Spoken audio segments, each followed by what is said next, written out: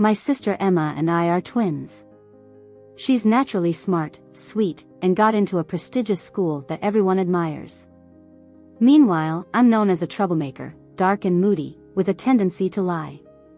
After hurting someone, our parents forced me into a special school for reform. Later on, Emma got bullied by 17 beasts, leaving her unable to have children. The bullies even joked that chipping in a meal could easily cover the compensation. I took off my tongue ring, shouldered Emma's backpack, and pretended to be her innocent self to confront these beasts. This time, our parents didn't stop me. The special school rules only allowed me to go home once a month. I'd been waiting for this day for a long time. As I walked into Emma's room, I clutched a gift I made for her in craft class, a butterfly specimen. I could almost see her joyfully jumping into my arms at the sight of it. But the gift didn't make it out before a crimson sight shocked me. Emma was unconscious on the bed. The sheets were soaked in blood, trickling onto the floor. Her once praised cute face was swollen beyond recognition, like it might burst any moment. I lifted the thin blanket in horror, finding her uniform stained with blood. The word bitch was crudely carved into her scarred stomach, with flesh exposed. Emma was rushed to the hospital. The doctor's face turned serious after examining her injuries. Hurry, don't delay. Start the emergency procedures. That emergency room door stayed shut for hours, only bringing bad news each time it opened. Mom sobbed in a chair, Dad struggled to stay composed, signing papers one after the other. What did we do wrong? My sweet daughter. The doctors emerged, looking defeated. We tried everything, but her uterus is essentially shredded, with signs of burns likely caused by heated metal. The wounds contracted instantly, causing severe adhesion. We had to remove it to stop bleeding. She can't have children anymore. If she recovers well, lifelong fecal bags are needed. If not. Mom fainted after hearing this. Dad, overwhelmed with tears, gripped the doctor's arm. Please, save her. She's only 11, has so much life ahead, she can't end up like this. The doctor just closed his eyes, shaking his head, unable to offer more hope. Emma's phone buzzed in my pocket. It's something I picked up from her bedside. Notifications flooded in, like haunting reminders. I entered her birth date to unlock it. It was an 18-member group chat named 17 Angels and Their Dog. Led by someone named Linda, they were repeatedly tagging Emma, taunting. Feeling good? Need a guy? I can hook you up. Show off in class, I'll stab you every time I see you.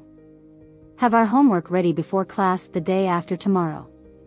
Breakfast should be egg pancakes, remember to add sausage, hot sticks, and chicken fillets. If it's cold, I'll break your dog's leg. Look at Linda scaring her silent. I immediately understood what the group name meant. Linda and her 17-girl gang were heartlessly bullying Emma, more viciously than any adults. Tears rolled down my cheeks. I thought Emma lived the brightest life, but it was darker than mine. Unlike Emma's obedient nature, I've always been problematic. I struggled in school, stole money to go online, and fought a lot, eventually hurting people. Everyone knew my issues went beyond that. When I was 8, my parents took me back to our hometown, thinking the environment could change me. But my wickedness was deep-rooted, immune to teaching. A few village grannies gossiped in front of me, claiming my parents couldn't produce a son and birthed a freak instead. By sunset, those grannies were found dead, heads buried in the manure pit, tongues gone. No one knew how. Mom whipped my hand crying, "Why can't you behave? No matter how angry you are, control it, or don't call us your parents." Emma shielded me, stopping the beating. Mom eventually hugged us, crying. I toned down since, the quietest in the special school. But now, a chorus of voices in my head debated loudly. Ultimately, the strongest voice decided, no more noise, just kill them all. Emma was finally wheeled out of the OR into a ward, alive. Dad made several complaint calls, eventually reaching the principal. Over the phone, the principal half-hearted apologized, then pushed it aside. The school cameras are broken. I checked, no sign of bullying. Don't worry. It's probably just kids playing around, nothing serious. An apology should do. Dad exploded in anger on the phone. Conveniently, the cameras break at key times. Are they broken or are your consciences? I said my child was bullied. You don't come to see us and say it's just horseplay? Is this how you handle things? Unexpectedly, the principal sounded more aggrieved than Dad. Mr. Parent, our students are outstanding in both character and academics. Bullying is impossible. Who knows if your child wasn't mixed with outsiders, causing trouble herself? I kindly offered to help, and now you insult me? I have nothing more to say, don't call again. The call abruptly ended, attempts to redial were blocked. I searched the web for the principal's image, etching it in my mind. If he ends up needing a fecal bag, an apology from me might suffice. Through the glass, Emma lay like a wilted flower, starkly different from her usual sunny self. Yet the group chat buzzed, freaking out at her silence. Dumb bitch, no reply? Skin itching for a beating? She's annoyingly slutty, needing discipline. The bullies then spread videos of Emma's torment, mocking her. I opened a video. In a schoolyard corner, over a dozen girls in uniforms surrounded Emma, trapping her. A few held her down. Linda strolled over, a lollipop in her mouth, then sprinted from 5 meters away, stomping Emma's head with a thud. Emma's head bounced off the concrete and then back again. She held her head in agony, crying out in pain. They burst into laughter, as if Emma's pain was somehow satisfying to them. Look at how happy she is, someone jeered. Call me Daddy. Come on, quick. Emma, unable to resist, held her head and muttered, Daddy. Slap. Who are you calling Daddy? With a voice filled with humiliation and fear, Emma said, Linda. Linda twisted Emma's hair, her words dripping with malice. They say all the boys like you. Why don't you tell us how pretty you are? Emma shivered with fear. I'm not pretty. Nobody likes me. You filthy thing. Just looking at you makes me sick, Linda sneered. The girl beside Linda, plump and heavy-set, took off her shoe and smacked Emma across the face, counting with a vicious tone. 1, 2, 3, 4, 15. Look how swollen she is. I'm almost too embarrassed to keep hitting her. Another slap landed on Emma's face. Emma's face was so swollen that her lips flipped outward, and drool streamed from her mouth uncontrollably. She was like a dying fish. Amidst the chaos, I could see a camera above closely tracking their movements. It wasn't that the surveillance was broken, they just weren't there to protect Emma. But this was far from over. Linda had a glint in her eye. Hey, girls, I've got a way to make sure she never seduces men again. The girls shared a sinister look, then pinned Emma down. No, no, please. Emma crawled forward helplessly, crying for help, but no one cared. Linda unfolded her compass, heated its tip with a lighter, and approached Emma with a sadistic smile. After a pained scream, the commotion drew the principal over. Emma thought she was saved. But the principal merely glanced over and dismissed them. All right, kids, class is almost over. Head back to your class.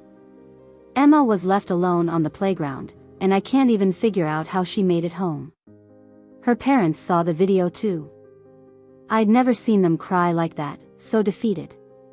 They had worked hard their whole lives, doing honest work, and they thought sending Emma to the best school was worth all their efforts. But they never imagined Emma might almost lose her life there. When the police arrived, her dad clung to them like a lifeline. Officer, is this evidence? Can I press charges? The officer seemed at a loss after learning the ages of the bullies. I understand your feelings. Let me contact their parents first. The saying like parents, like children turned out to be true. Even with police involvement, the parents remained uncooperative and indifferent. It was nothing new to the officer, they'd seen plenty of parents of bullies behave this way, just as they'd seen countless victims' parents go to the school for justice only to be dismissed. It often ended this way, settled with money. At times, the laws protecting minors felt more like a shield for the wrongdoers. Emma's dad was furious. "We may not have money, but we're not letting this go. Why should hitting my daughter be settled with money?" He spent all morning calling the parents, only a few answered, and their words were disgusting.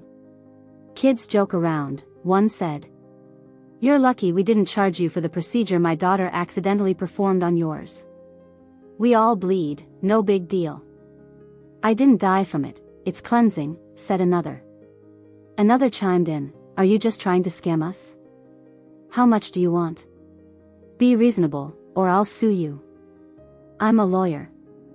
Upon consulting a lawyer, they found out the attackers were all under 12, meaning they wouldn't face criminal charges.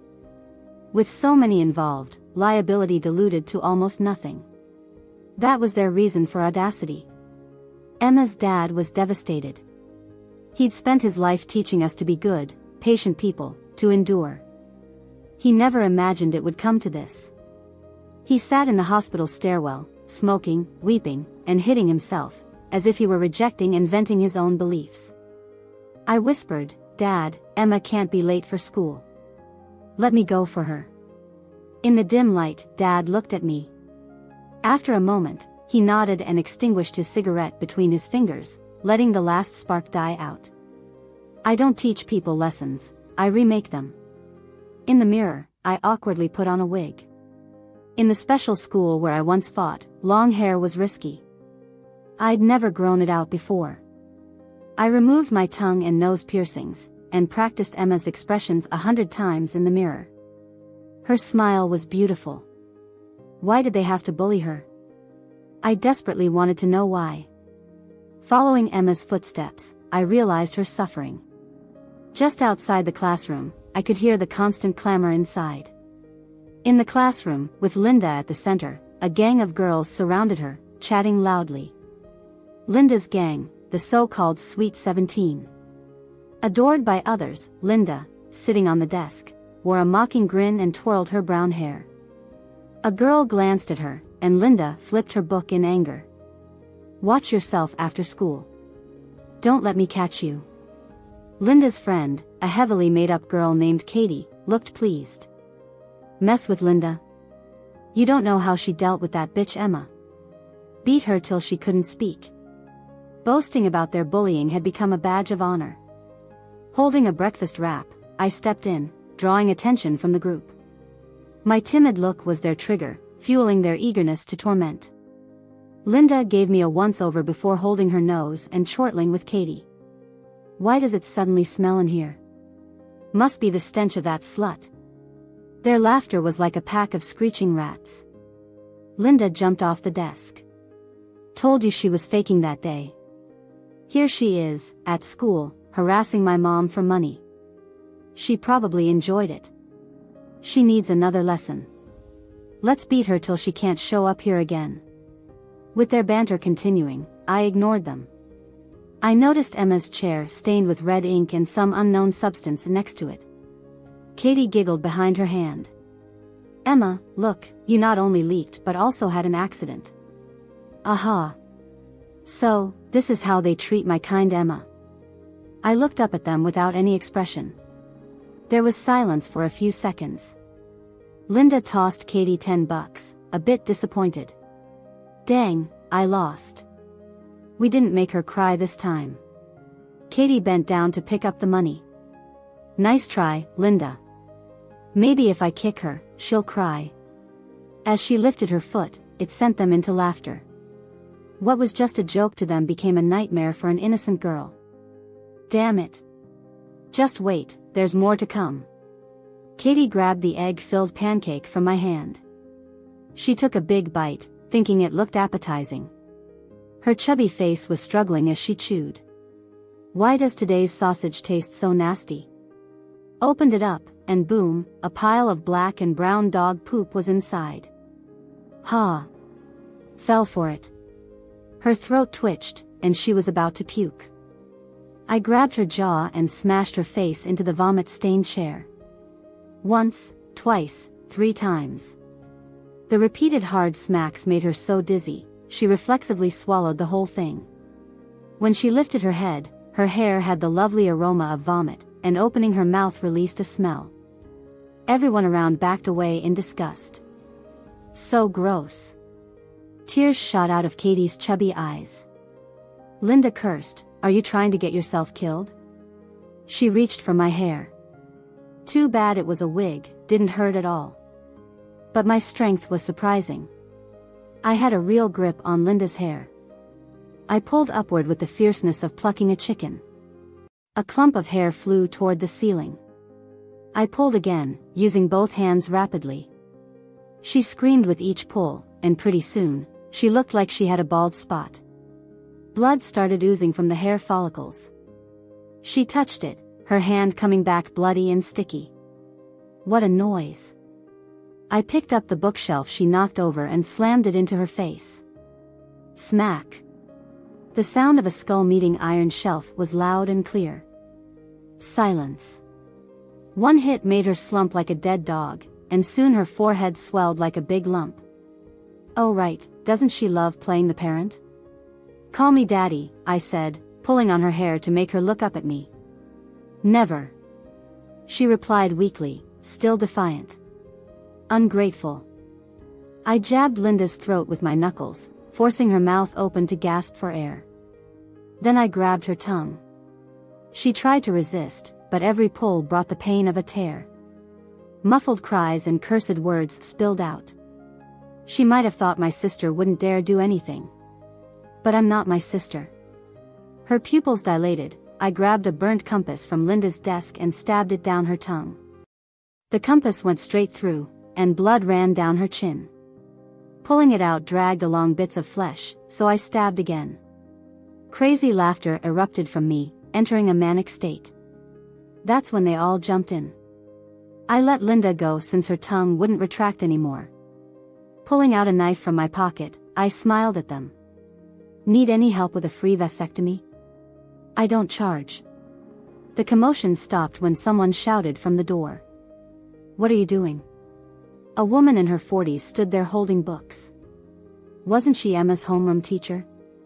I hid the knife behind me, smiling innocently. Teacher, we're just playing.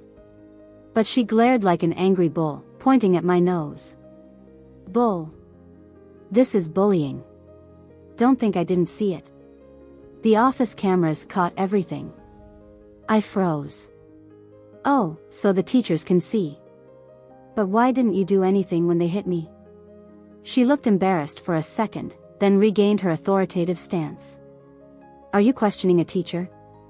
Where are your manners? Didn't your parents teach you better? Don't blame me for looking down on you.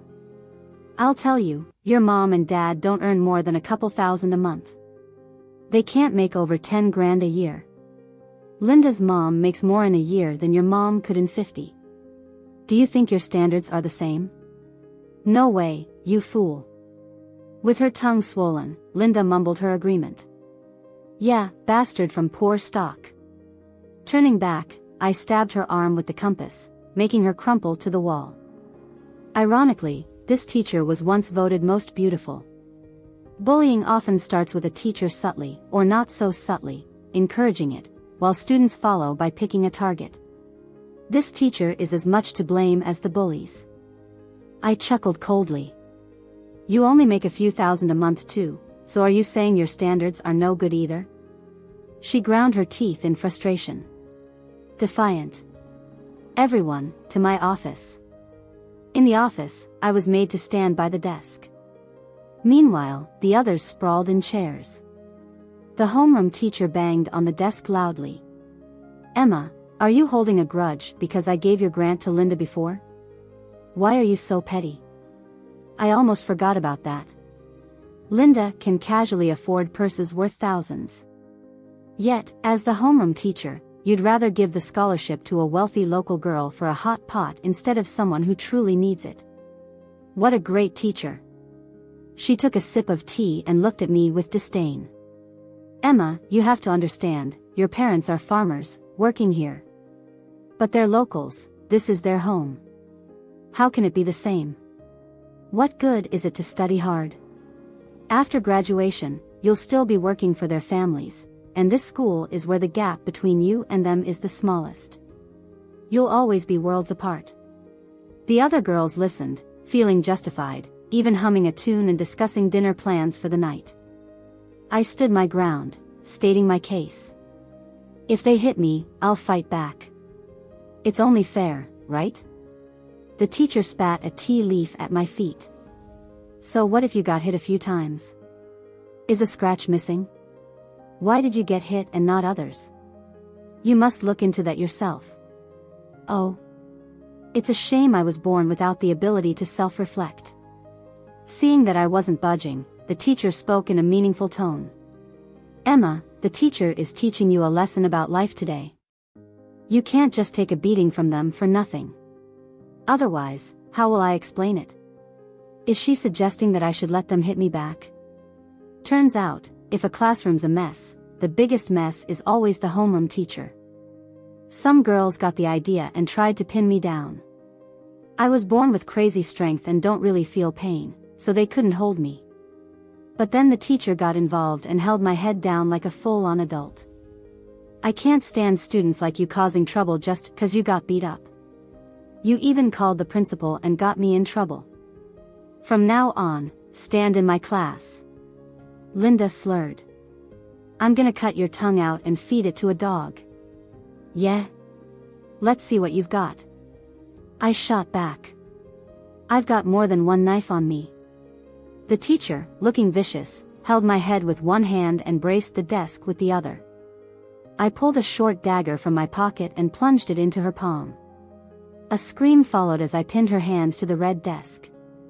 Seizing the chance, I slapped the heck out of her face, knocking her glasses several meters away, twisting her mouth. Someone kicked me a few times, just a dull ache left. I turned and kicked back, the person collapsed in pain, speechless. Linda rallied the others, can't beat her one-on-one? Let's jump her together.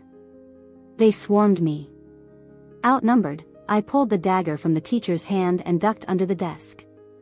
When I emerged, they were closing in on me again.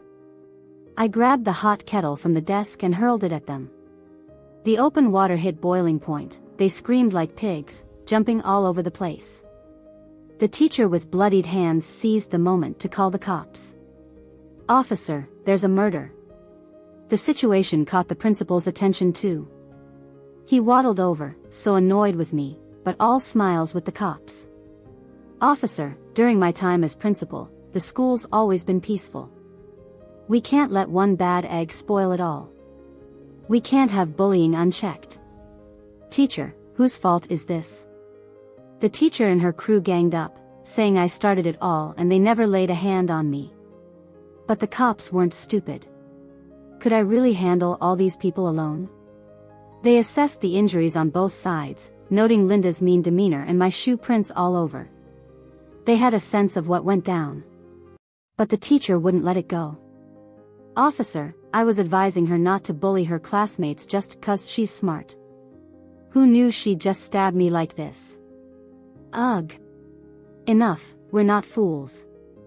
We'll investigate this, the cop said, clearly disdained by the teacher's attitude. In the end, I got taken away, leaving the principal satisfied as he walked away. Linda in a slurred voice, you just wait. I'll make you pay. I did hurt someone, that's true, but being underage, they couldn't do much to me. But I'm not one to let go easily. I was out of juvenile in 2 days. When I got out, I was waiting by the school gate. The teacher rode her electric scooter, all smiles. Many parents greeted her with respect. She seemed kind but rolled her eyes once they were gone. Broke fools, it's a drag talking to you. When she hit the alley, I jumped right in front of her scooter. She was already going fast, just a little shove and she lost control, spinning out. She hit the curb, knocking out a couple of teeth. I acted hurt, wailing, Teacher, why'd you go so fast?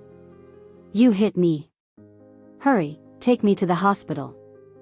If you don't, the wound might heal too fast. The worse I acted, the more it irked her. She sat up, mouth full of blood, her lip all swollen, talking with a lisp. Knows she can't beat me, she starts hurling insults. You're immoral. Don't think I don't know you did it on purpose. I'll call the cops. I grinned, eyeing her scooter. No license plate, over 25 miles per hour, no pedals. This is a motor vehicle, right? Do you have a license? Of course, she didn't. Us outlaws in special schools learn a lot about laws. Why do laws fail to bind normal folks? I pretended to call the cops. She glared at me, panicking. No cameras here, who'll prove you hit me? She got the scooter upright and tried to hobble away. I grabbed her crooked handlebars. Did I say you could leave? Picking up a rock. No cameras? Great, makes things simpler. She feared and backed away, trying to threaten me. What do you want? This is a law-abiding society. If you do wrong, you'll pay. Made sense. So I found a bigger rock. She was right. If bullies faced justice, I'd nearly believe her. Seeing the terror in her eyes, I swung the brick and smashed her nose. Blood spurted out. So fragile, her nose barely took a hit. Her pride gone, she dropped, begging, I was wrong, Emma, don't hit me. I'll die. I mimicked her nasty tone. Why do I hit you and not others? You need to self-reflect. Why do I target you? She mumbled, I was biased. Wrong. Unimpressed, I swung another smack. She spun, dizzy, collapsing. Wasn't this the same one teaching me about life just days ago? What a pushover. I grabbed her shirt, my eyes empty of mercy. Only a promise to end her. Seeing the brick rise again, she finally wailed. Stop. Stop. I admit it. I liked money. I took bribes from Linda's mom, set you up on purpose. It's all my fault. I shouldn't have targeted you. Please let me go. My hand eased, her head thumped onto the ground. Before leaving, reminded her, by all means, call the cops. Even if they lock me up again, when I'm out, I'll be looking for you. My revenge doesn't quit. Good folks, bad folks, all fine, except for people with nothing to lose. No way in hell she'd call the cops. When I walked past the flower shop, I bought a bouquet to visit Emma. Her condition was so severe, there were several critical condition notices during her hospital stay. My mom's eyes were swollen and puffy from crying so much, and my dad looked exhausted, even his beard was long and unshaven. As soon as I showed up after a few days of being gone, my dad finally relaxed, rubbing his face with relief. Your sister's already like this, you can't get into trouble too. Let me handle this, you go back to school. He stood up, determined. I held him back, looking at him with resolve. I'm not great at taking care of people, and honestly, someone like me is trouble for society anyway, but if I can get revenge for Emma, it's worth it. Besides, adults like you, they're expecting it, you can't get to them. Tears welled up in my dad's eyes again. I asked him, did Linda's mom ever call you? Dad shook his head. No, since the incident, not even a word of sympathy. Their eyes seemed completely devoid of light. But I sensed something was off. Normally, someone like Linda wouldn't back down so easily, especially after I pierced her tongue. How could she just accept it quietly? There's definitely a bigger scheme hidden beneath her calmness. But for revenge, I'd go to hell and back. After school, Linda and her group often hung around a nearby pool hall with some thugs. Sure enough, when I went, she was there. She had a cue in one hand, a cigarette in her mouth, laughing with a few thugs. Remember Emma's face, all right? When the time comes, just drag her into the car. You don't need me to teach you what to do next, do you? The group of men snickered, rubbing their hands together like pesky flies. I picked up a billiard ball and hurled it towards Linda, hitting her square on her forehead. She let out a cry, covering her forehead and looking my way. The next second, the roar of motorcycles came from outside, as a gang of bikers burst into the hall, with rainbow-colored hair, none of them natural black. A skinny guy, tattooed with a dragon, swaggered as he walked in. Tight pants, loafers, and a flashy belt buckle stood out. He had a cigarette dangling from his lips, with an air of arrogance. "What's going on here?" Linda smirked. "Emma, did you really think you could take me on? Today, nobody's getting out of here unscathed." She turned, seeking approval from the gang leader. "Jack, didn't you have your eyes on this chick Emma for a while? Told you she'd show up. Enjoy yourselves, but don't forget to record it for the girls to see later." The so-called Jack waved her off, and Linda walked away, satisfied. The men approached me with sleazy intentions. "Heard you're quite wild, huh? Show us what you got, sweetheart." I knew Emma's troubles didn't end with Linda, and this was my chance to settle it all. I scanned the room, lowered my guard, and smiled. When he got close enough, I kicked him hard between his legs. Chaos erupted. I used this chance to climb out a window I'd scoped out earlier and quickly made my escape. In the winding alleyways, they soon lost sight of me. I realized that Linda hadn't acted because she planned to use numbers against me. As I stepped out, I saved the video I had just recorded. Just then, my phone rang. It was Ben, the class leader from the special school. "Emma, aren't you coming back for treatment? Got some stuff to handle." What could possibly be that important? Taking on a dozen people. Ben got excited. "Oh man, and you didn't call me for this? You guys can't exactly get out." "Cut the crap, just send me the location." I never expected to meet my gang of true misfits at an internet cafe outside. There were Ben, Larry, Max, and John. The one who loved chaos, Alice, was missing. "Where's Alice?" I asked. "She went nuts," Ben replied with a grim face. "Our teacher called her mom a nut job for having a crazy kid like her. She chopped off the teacher's head and kicked it around like a soccer ball during lunch, and they took her away. She'll probably be back in a couple of years." Ben wasn't much different. His dad used to beat his mom, and Ben stabbed him to death with a kitchen knife. Because he was a minor and had mental issues, he ended up in our school. Larry was a top-notch ophthalmologist once. He was saving lives and came home to find his daughter murdered by a patient whose eyesight wasn't restored to 20/20. He subdued the guy and dissected him, losing his mind in the process. Passengers called Max the bus judge after he slapped an old lady for hogging seats, leaving her paralyzed. Her family tried to sue for money but failed because Max was deemed mentally unstable, leaving him as a viral icon. And Alice, true to her nickname, a crazy beauty, went full psycho on fellow scammers after being tricked into prostitution, leaving two of them barely alive. They wanted to rely on numbers? I've got plenty, and they're all live wires. After I explained the situation, Larry was trembling with rage. "I'm going to tear those bastards apart."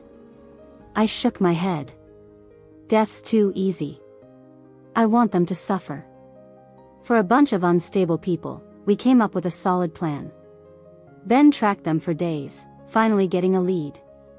Linda was treating them to hot pot, apologizing for Jack's injury, even dragging a few classmates along for drinks.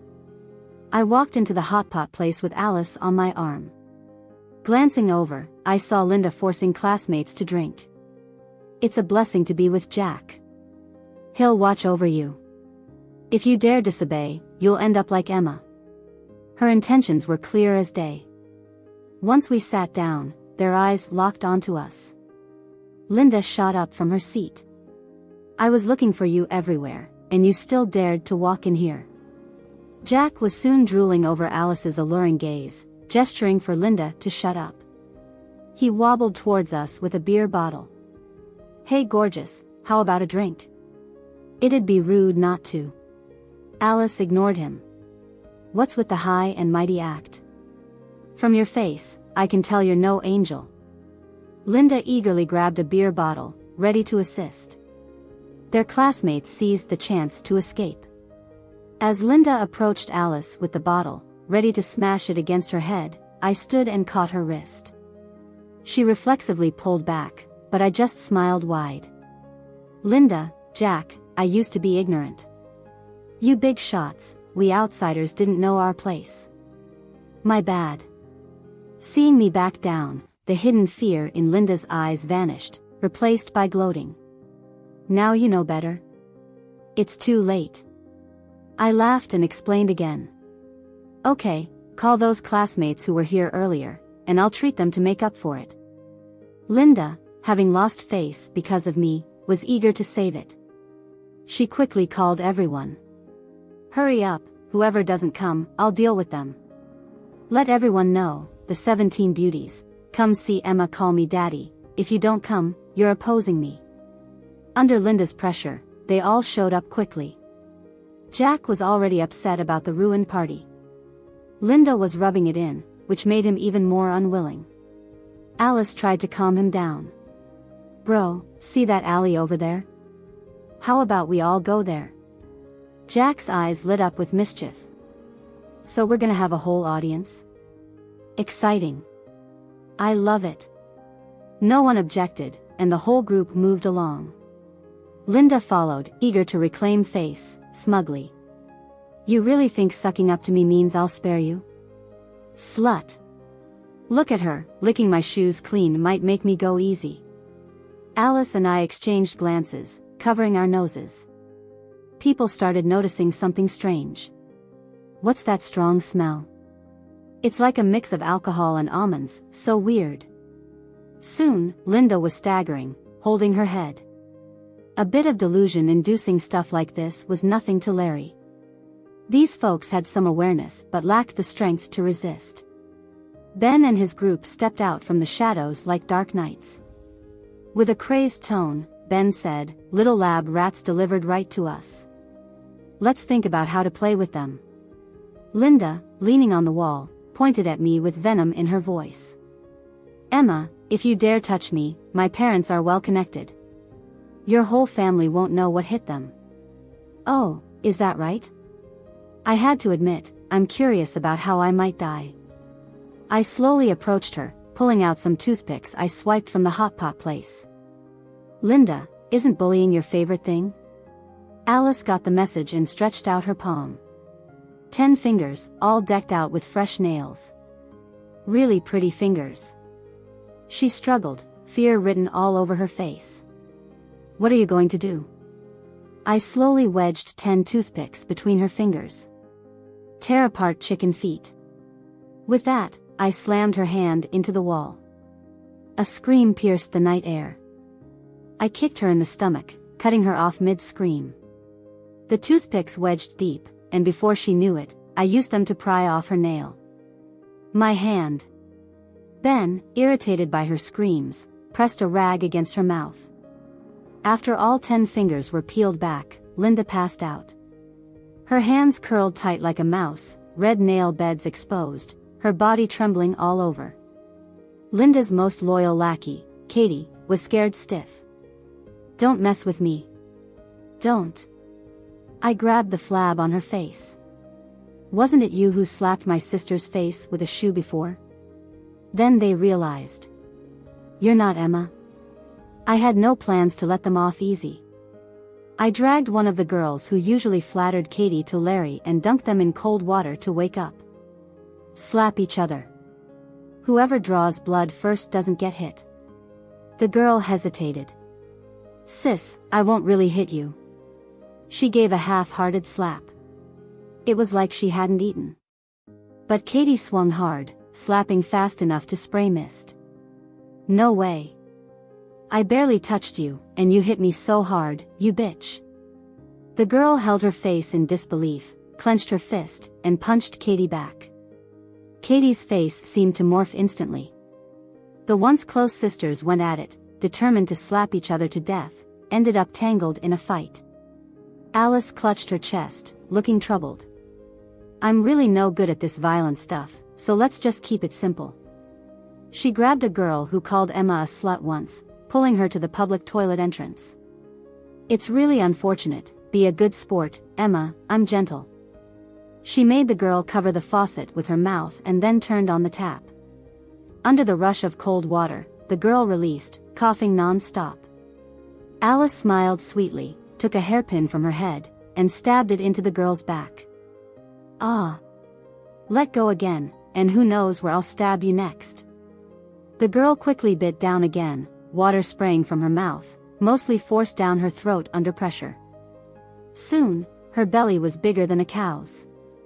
Alice blew on her little pink fist and punched her belly hard. Water spewed like a fountain, yellow and white spraying everywhere. Talk trash again, and next time it'll be something nastier. Larry was more restrained, only stabbing in non-lethal spots, ensuring maximum agony but not allowing escape. As for Jack, Linda's backer, he was already cowering in fear. Love to rape and film it? Max, skilled in capturing moments, turned on his camera. Larry wore a professional smile, drawing out a scalpel, bowing. For the sake of societal harmony, today I'll be performing a live neutering. In the grimy bathroom corner, a scrawny guy with a dragon tattoo was neutered on the spot. The extra parts were stuffed into his mouth by Larry. Who knows how many people this thing has hurt, consider it a public service today. In the end, they were all sent to the hospital. Including Jack's crew, none were conscious. Even if they pulled through, their lives wouldn't rate any higher than Emma's now. Isn't that an apology? What good's a sorry? Their parents went nuts, demanding jail time for the guilty party. When Dad's phone got bombed with calls, he turned to me. But I was emotionless. This time we ignored their calls, completely unresponsive. But I underestimated their shamelessness. The same thing happened to us, they said it was no big deal. When it's their turn, it's the end of the world. They blocked Emma's hospital room with the principal, crying for justice, ignoring that Emma's condition was their doing too. The principal, trying to soothe parents, agreed to expel Emma. They ignored police order, barging in, ready to take Emma's bed away, demanding she pay with her life. Linda's mom was on the phones, ready to raze the place to the ground. I stood up when they were in their wailing frenzy. It wasn't Emma who hit your kids, it was me. In the crowd, Ben, Larry, Alice, all stood with me. Us too. Your daughter was out to humiliate our friend. We stood our ground. Katie's dad tried to attack but got held back by police. You're lying, our kids never caused trouble. I laughed. When your kids bullied Emma, my dad called each of you. You didn't care, you even egged it on. If you won't parent your kids, society will. See if society cuts them any slack now. Finishing, I laughed louder and louder. The cops quickly noticed something was off about me and started digging into our info. Right on cue, I whipped out my phone and played a video for everyone, giving them a 360-degree view. Whether I was at the pool hall or hot pot joint, I always turned on the recording feature beforehand. Officer, I said, these clips prove they were looking for trouble. Yesterday, we were honestly just defending ourselves. The audio was super clear, with Linda's voice standing out the most. Jack, didn't you have your eye on Emma? I told you she'd come. Enjoy yourselves, but remember to send the videos to the group for a laugh. Being with Jack is a privilege for you gals, he'll look out for you. Refuse, and you'll end up like Emma. The crowd buzzed with discussions. Running with the wrong crowd, this kid's learning to gang up and bully classmates. Getting stabbed doesn't seem like enough for them. I can't believe the school has such poor standards. Imagine if these folks hadn't been there yesterday. What would have happened to those students? Despite being clearly in the wrong, some parents pointed their fingers at us. I don't care about your self-defense excuses. Just because you're under 12 doesn't mean you get a free pass. They're 18, and I want them locked up forever. The police cut them off. Sorry to interrupt, but it seems like these guys recently escaped from a special school for mental patients. Please cooperate with our investigation. The part about mental patients left everyone stunned. Ben snickered and pulled out papers proving his mental illness. If a bully doesn't take responsibility because they're under 12, why should we, as mentally ill?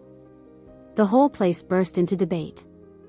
Mentally ill folks defending themselves, huh? That's interesting. If this were my daughter's case, I'd be out for blood, even if it meant jail time. Public opinion started to shift, leaving the parents without a clue. Linda's mom stepped up. Don't think you'll dodge justice. I've got connections, and these documents can be voided. I feigned realization. I almost forgot. No wonder you turn a blind eye to your daughter's bullying. Your son once raped a classmate. You shut it down with money, spread rumors, and forced the girl into suicide, and all without facing any consequences. Repeat offenders learn to be bold, huh? Linda's mom was unbothered, confident the situation could be handled like last time. But Max, off to the side, quietly streamed the whole ordeal live. The chat was flooded with angry comments, over 100,000 views, tagging officials left and right. I glanced at the principal, trying to stay out of trouble. Principal, how's it feel cheating with a widow? He flinched, eyes wide with panic. What nonsense. I've always had a clean record. Don't defame me. It's often the self-righteous types who are worse than the outright bad ones. I pulled out photos of him and Linda's mom making out. Next time, do it inside a hotel. I got the whole thing on camera. No wonder he was defending Linda, or should I say, playing dad. The principal, desperate, protested, "It wasn't me. She came on to me, I didn't do anything." A woman in an apron charged through the crowd. "I slave away at home, and you're fooling around with a widow?" Bingo, calling her here was perfect timing. In a flash, brandishing a kitchen knife, she lunged at the principal. Chaos erupted. Despite the police intervening, he ended up stabbed in the stomach, spilling his guts. He wailed, carted off to surgery, facing a future with a colostomy bag. Ben and the crew all agreed to cooperate with the investigation. As we left, Ben patted my shoulder. "Don't worry. Jail's just another hangout. Folks there have tons to teach and sweet words to say. Honestly, love it here. I'd join them soon myself." Linda's protection got yanked away, leaving her family's crimes exposed and punished. Her brother's rape case was reopened, finally sending him to prison. Linda's once proud family riches were seized, leading to bankruptcy. Her mom couldn't handle it and tried faking a jump to scare us. But one slip led to a real fall from the 18th floor. Too bad Linda couldn't witness it all. She's bedridden for life. Before the cops took me away, I heard some good news. Emma woke up, showing signs of recovery. She might not even need a colostomy bag. I lost track of how long we were held. Just as I was ready for a longer stay, they shipped us back to the special school in a car. Our new homeroom teacher was kind and lovely. "Welcome back, students." "What the heck is going on?" Larry chuckled. "Nothing much. Just invented a patent worth sharing with the country, which got us back here. Yeah, the school suits us better. Craft some flowers, learn some law. It's a safer bet than being outside." We all gave him a thumbs up. Impressive. As I turned to leave, a small figure caught my eye. Mom and Dad stood outside the bars with a wheelchair in front of them. Emma, frail, leaned back and smiled. She opened her hand, revealing the butterfly specimen I'd made for her.